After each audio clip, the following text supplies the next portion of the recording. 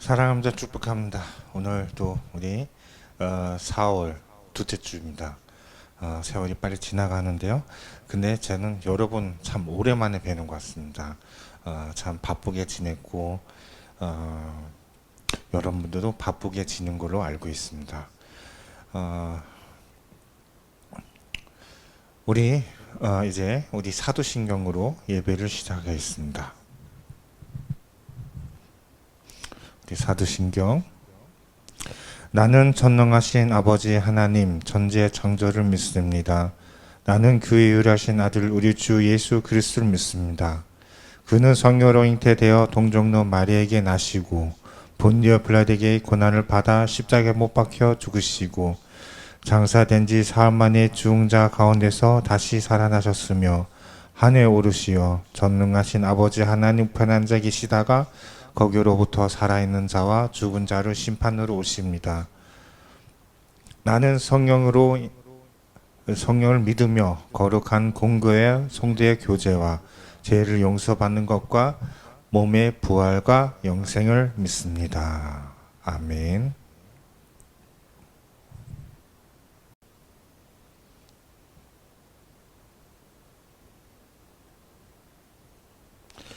우리 찬송가 384장, 우리 다 잘 아는 찬양인데요. 나의 갈 길 다가도록 부르겠습니다. 찬송가 384장.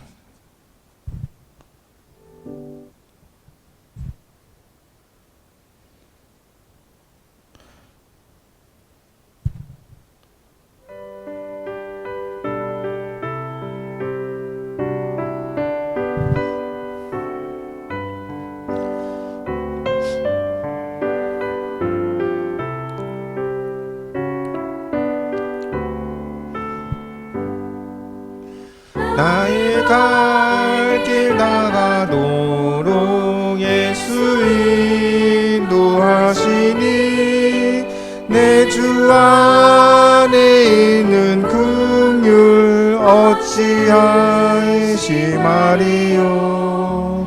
나의 믿음으로 사는 자는 하늘 위로 받겠네. 무슨 일을 만나든지 만사 형통하리라. 무슨 일을 만나든지 만사 형통하리라. 나의 갈 길 다가도록 예수 인도하시니 어려운 일 당할 때도 수족한 은혜 주시네. 나는 이심이 고난하고 영원 매우 가라나. 나의 앞에 반석에서 샘물 나게 하시네. 나의 앞에 반석에서 샘물 나게 하시네.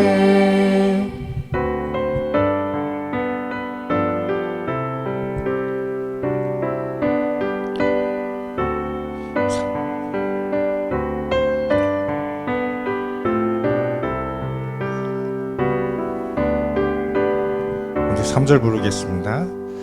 나의 갈 길 다가도록 예수 인도하시니 그의 사랑 어찌 큰지 말로 할 수 없도다. 성령 감화받는 영혼 하늘 날아갈 때에 영영 부르는 새 찬송 예수 인도하셨네. 영영 부를 나의 찬송 예수 인도하셨네. 아멘.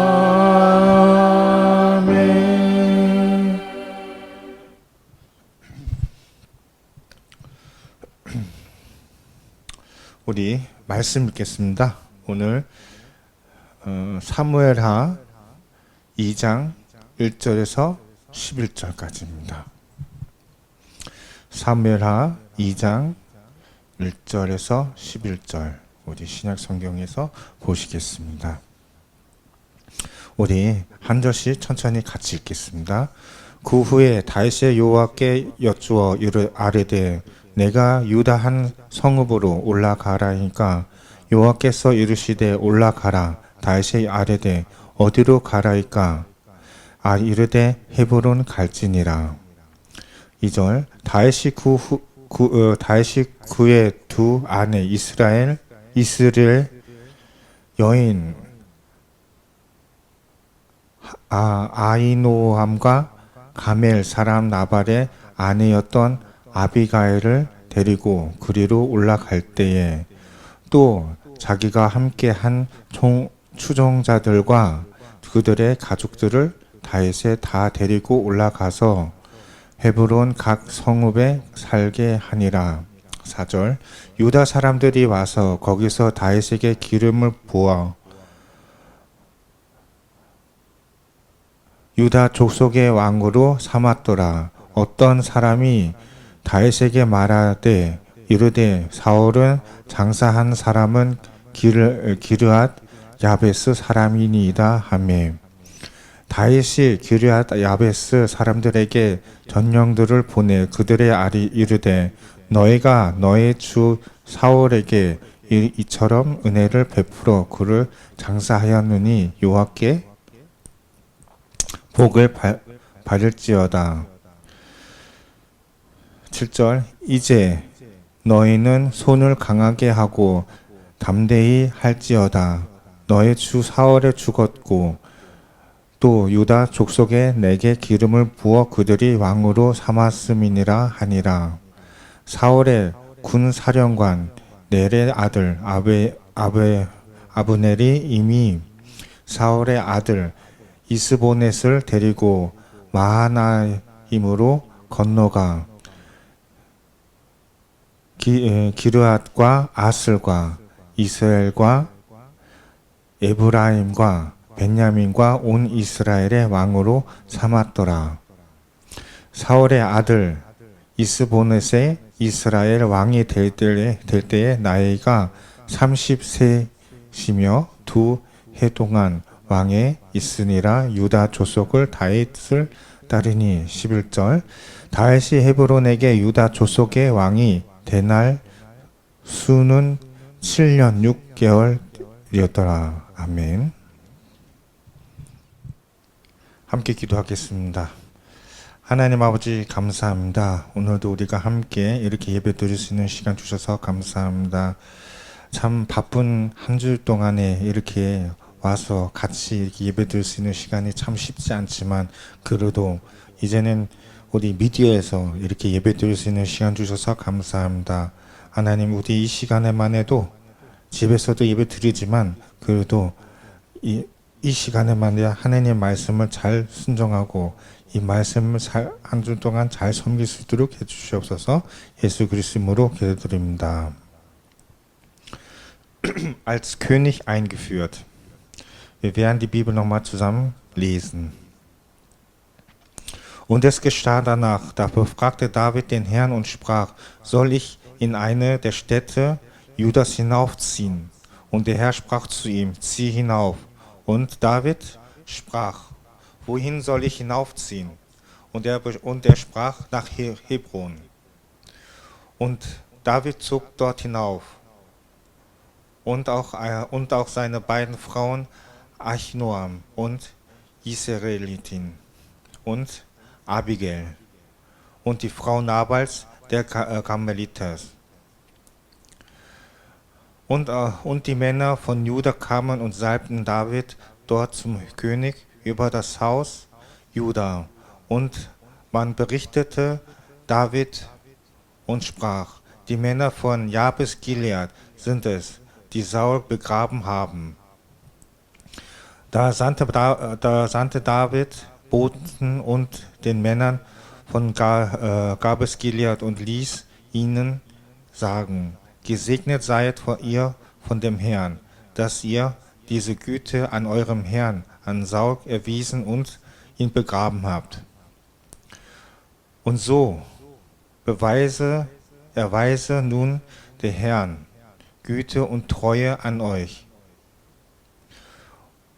Und auch ich will euch diese Güte ergelten, weil ihr diese Sache getan habt. Und nun lasst eure Hände erstarken und seid tapfere Männer, denn Saul, euer Herr, ist tot, und auch hat das Haus Juda mich zum König über sich gesalbt. Abner aber, der Sohn Ners, der Herr Oberste Sauls, nahm Isbosnet, dem Herrn Sauls, und führte ihn hinüber nach Machaim. Und er machte ihn zum König über Gilead und über den Aschureta und über Israel und über Ephraim und über Benjam und über ganz Israel. 40 Jahre war Isobed, der Sohn Sauls, alt, und als er König über Israel wurde, und er regierte 2 Jahre. Nur das Haus Judas folgte David nach. Und die Zahl der Tage, die David von in Hebron über das Haus Juda König war, betrug 7 Jahre und 6 Monate. Amen. Heute 2. Samuel, Kapitel 2, Vers 1 bis 12. In dem heutigen Bibel erzählt die Geschichte der Einsetzung von Königen im Norden und Süden Israels nach Saul. Der König, nach dem Tod König Sauls, wusste David, dass Gott ihn zum König von Israel gesalbt hatte. Und er wusste, dass er etwas Neues beginnen musste. Für den Neuanfang fragte David Gott. Vers 1. Und es geschah danach, da befragte David den Herrn und sprach: Soll ich in einer der Städte Judas hinaufziehen? Und der Herr sprach zu ihm: Zieh hinauf. Und David sprach: Wohin soll ich hinaufziehen? Und er sprach: Nach Hebron. Als David, der sich im Gebiet der Philister befand, fragte, ob er nach Israel hinaufziehen solle. Und Gott sagte natürlich: Zieh hinauf.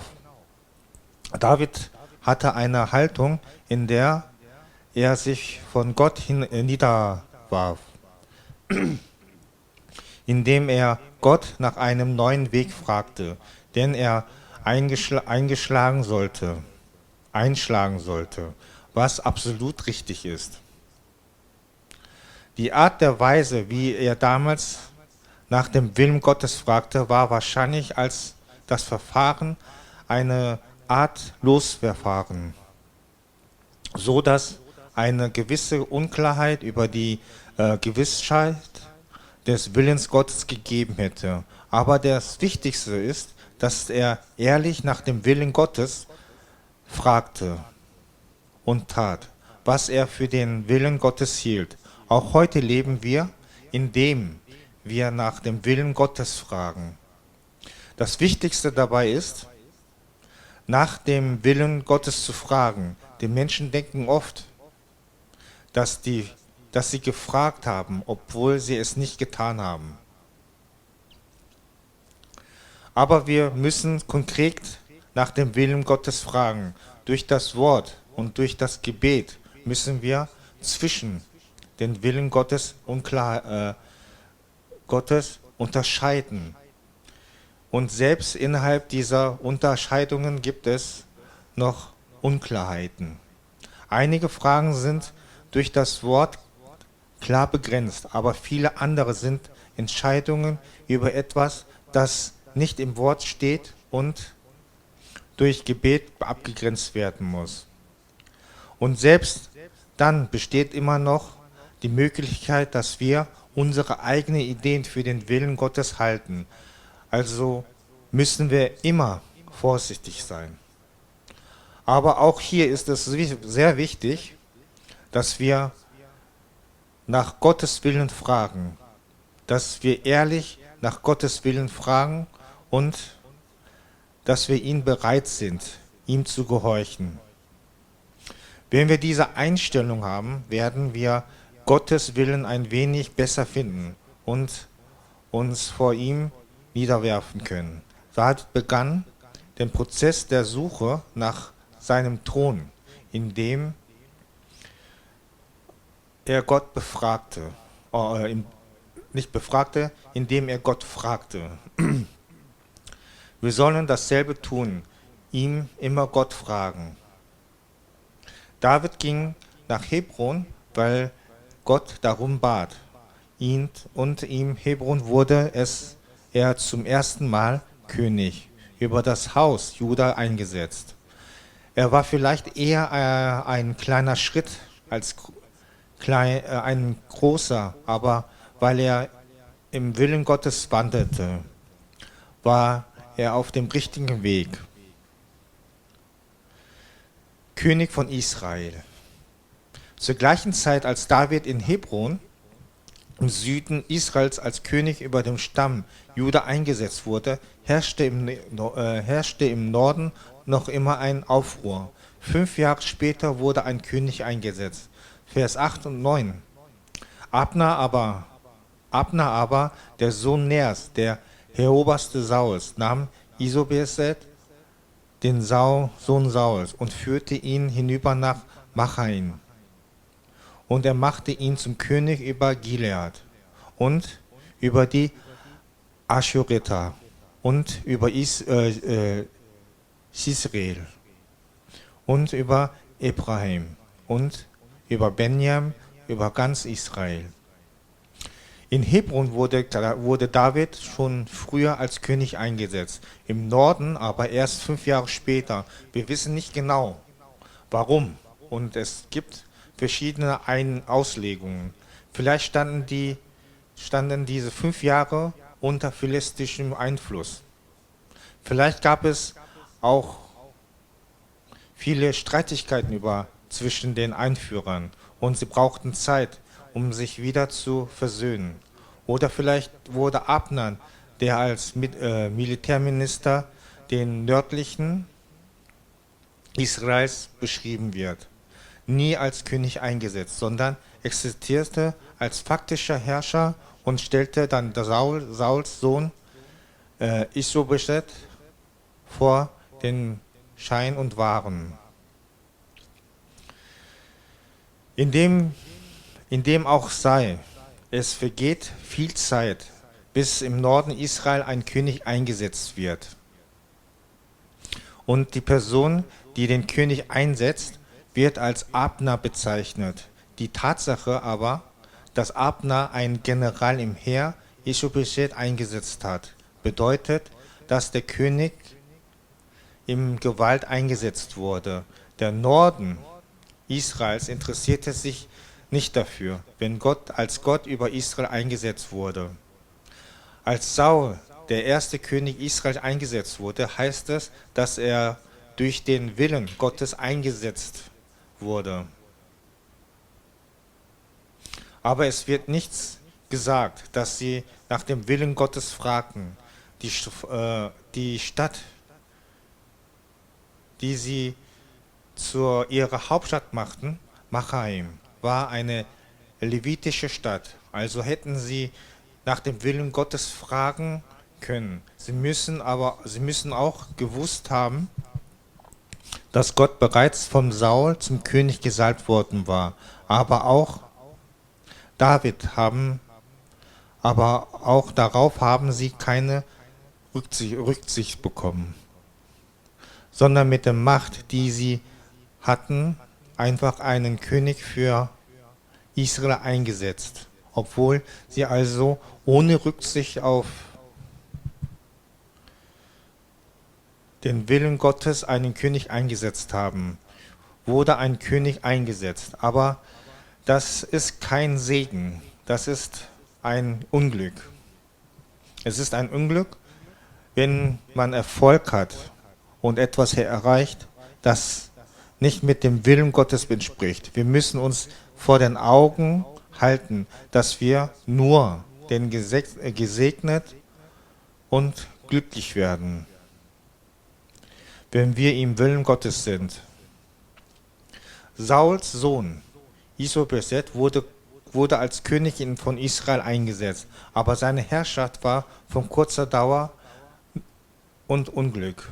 Das Unglück lag nicht daran, dass die Herrschaft nicht von Dauer war, sondern daran, dass sie schon bei den ersten Einsetzungen unglücklich waren. Weil sie sich nicht um den Willen Gottes kümmerten und ihren König allein durch Macht einsetzten. Wir haben gesehen, dass nach Saul in den 2 Regionen König eingesetzt wurde, und wenn sie das König eingesetzt wurden, ging es nicht darum, wer als König über ein größeres Gebiet eingesetzt wurde. Es ging auch nicht darum, ob sie als Könige eingesetzt wurden oder nicht. Was er zählte war, ob es dem Willen Gottes entsprach. Für David, der dem Willen Gottes entsprach, war es ein großer Segen, als König eingesetzt wurden, als ein König eingesetzt zu werden. Aber durch Ischobeset, der sich außerhalb den Willen Gottes befand, war es ein Unglück für ihn. Der erste Schritt, mit einem solchen Willen Gottes zu folgen, besteht darin, ehrlich nach dem Willen Gottes zu suchen, der noch vage sein war, aber immer darauf strebt, ehrlich nach dem Willen zu Gottes suchen. 오늘 우리 말씀은 본문의 말씀은 사울 이후 이스라엘 남쪽과 북쪽의 각각의 왕에 세워진 이야기입니다.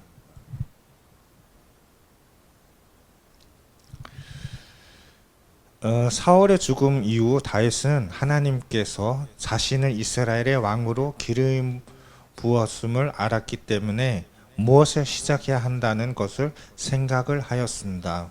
새로 시작해야 할 그 무엇을 위해 다윗을 하나님께 물어봤습니다. 어디 1절에 다시 같이 읽겠습니다. 그 후에 다시 여호와께 여쭈어 아뢰되 내가 유다 한 성읍으로 올라가려니까 여호와께서 이르되 올라가라. 다윗이 아뢰되 어디로 가라이까 이르되 헤브론으로 갈지라. 아직 블레셋 지역에 있던 다윗이 이스라엘로 올라가야 하는지 무엇을 때 하나님을 올라가라 하였습니다. 이어서 다윗은 어디로 가야 하는지를 물었고 하나님은 헤브론으로 가라 말씀을 하셨습니다. 다윗은 그가 가야 하는 새로운 길에 대하 하나님께서 물음으로 하나님 앞에 엎드리는 자세를 가졌습니다. 그것은 지극히 옳은 자세입니다. 이 당시에는 하나님의 뜻을 물을 방법을 아마 우림과 둘림이었을 것입니다. 이것은 일종의 제비뽑기와 같은 것이기 때문에 그 안에 하나님의 뜻에 확실하게 대한 모성이 있었음을 것입니다. 그러나 중요한 것은 그가 정작하게 하나님의 뜻을 물었고 하나님의 뜻이라 여기지는 일을 행했다는 것입니다. 오늘날에도 우리는 하나님의 뜻을 물으며 살고 있습니다. 여기서 가장 중요한 것은 하나님의 뜻을 묻는 것입니다. 사람은 묻지 않고도 물었다고 착각하는 경우가 많습니다. 그러나 우리는 구체적으로 하나님의 뜻을 물어야 합니다. 말씀과 기도를 통해 우리는 하나님의 뜻을 구분해야 합니다. 그 구분 안에도 여전히 모호성이 있습니다. 어떤 문제는 말씀을 분명하게 구분해야 하지만 더 많은 경우는 하나님 말씀에 기록되지 않은 어떤 것에 대한 선택이어서 기도로 구분하는 경우가 많습니다. 그러나 그때도 우리는 여전히 자신의 생각을 하나님께 뜻이라 여길 수 있는 가능성은 있습니다. 그러기에 우리는 항상 조심해야 합니다. 그런데 여기서도 여전히 중요한 것은 하나님 뜻을 묻는 것이고 정직하게 하나님 뜻을 묻는 것이고 그것이 순종하겠다는 자세입니다. 그러한 마음이 있을 때 우리는 조금 더 하나님의 뜻을 찾을 수 있고 그 앞에 엎드릴 수 있는 것입니다. 다윗이 그의 왕위를 찾아가는 과정에 첫 걸음을 하나님께 물음으로 시작하였습니다. 우리도 그래야 합니다. 항상 하나님께 물어봐야 합니다. 무엇을 하나님께 울음으로 헤브론에게 갔고 헤브론에서 일단 유다 족속의 왕으로 세워졌습니다. 이 길을 큰 걸음이 있기 때문에 보다는 작은 걸음일 수도 있습니다. 그러나 하나님의 뜻 안에서 걸어가고 있었기 때문에 그는 옳은 길을 갈 수 있었습니다. 다윗이 이스라엘의 남쪽 지역인 헤브론 유다 족속의 왕이 세워진 그 시간에 북쪽에서는 여전히 혼란스러운 가득이었습니다. 그리고 5년 후에 왕이 세워졌습니다.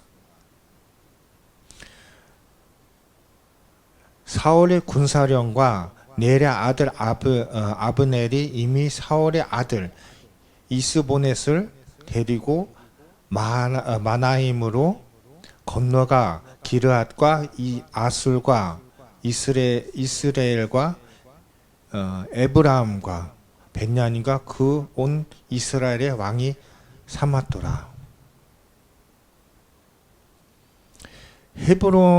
헤브론에서는 다윗이 일찍이 왕으로 세워졌는데 북쪽에서는 5년 후에나 세워졌습니다. 그 이유는 정확하게 모르고 당연한 해석이 있을 수도 있습니다. 어쩌면 그 5년 블레셋의 영향에 있을 수도 있습니다. 아니면 수많은 이들의 서로 싸워서 고통 정리에 시간이 필요하였을 수도 있습니다. 아니면 북이스라엘의 군대장관으로 묘사되고 있는 아브넬의 왕으로 세워지지는 않았지만 실질적인 통치자로 존재한다고 명분을 위해 사울의 아들 이스보넷을 내세웠을 수도 있습니다. 어떤 이유든 북이스라엘의 왕이 세워지는 많은 시간이 흘렀고 왕은 세우는 주체는 아브넬로 말합니다. 장군의 아브넬이 이스보넷을 세웠다는 것은 힘이 의의 왕에 세워졌음을 의미합니다. 이스라엘의 일대 왕인 사울에 세워질 때 하나님의 뜻에 의해 세워졌음을 잘 알고 있으면서도 그들은 하나님의 뜻을 물었다는 이야기도 전혀 나오지 않습니다. 그들이 수도로 삼은 도시 마나임을 레인의 도시였습니다. 그러다 보면 더욱더 그들이 하나님의 뜻을 물을 수도 있었을 것입니다. 그러나 그들은 하나님의 뜻을 묻지 않았습니다. 또한 그들은 이미 다윗의 사무엘의 의의 왕으로 기름 부음을 받음을 잘 알고 있었을 것입니다. 그러나 그것에 대해서도 전혀 고려하지 않았습니다. 단지 그들이 가진 힘으로 이스라엘의 왕을 세워줬습니다. 그렇게 하나님 뜻과 상관없이 왕을 세워줬음에도 왕을 세워줬습니다. 그러나 그것은 복이 아닙니다. 불행입니다. 하나님의 뜻이 아닌 곳에서 성공하고 무엇인가를 이루는 것을 불행입니다. 오직 하나님의 뜻 안에 있을 때만 복되고 행복이 된다는 것을 멸심해야 합니다. 사울의 아들 이스보넷에 이스라엘의 왕으로 세워졌습니다. 그러나 그 왕위는 오래 가지는 못하였고 불행한 일이 있었습니다. 그 불행은 왕위가 오래 가지 않았어도 이미 처음 세울 때 불행이었습니다. 그들이 하나님의 뜻을 무관심한 채 오직 힘으로 왕을 세워졌기 때문입니다. 사울 이후에 그 지역에서 왕으로 세워진 것을 보았습니다. 왕으로 세워졌을 때 누가 더 넓은 지역의 왕으로 세워졌는지가 중요한 것이 아니었습니다. 왕으로 세워졌는가 그렇게 아는가 중요하지도 않았습니다. 중요한 것은 그것이 하나님의 기뻐하시는 뜻이었으나 하나님의 뜻이었던 다윗의 경우는 왕으로 세워진 것이 지극히 큰 복입니다. 그러나 하나님 뜻 밖에 있었던 이스보넷을 그에게 불행이었습니다. 그러나 하나님의 뜻을 따르는 첫걸음을 정직하게 하나님의 뜻을 구하는 것입니다. 여전히 모호하지만 그래도 항상 정확히 하나님의 뜻을 구하기 위해 노력을 했습니다. 기도하겠습니다. 하나님 아버지 감사합니다. 오늘도 우리가 좀 중요한 말씀을 배웠습니다.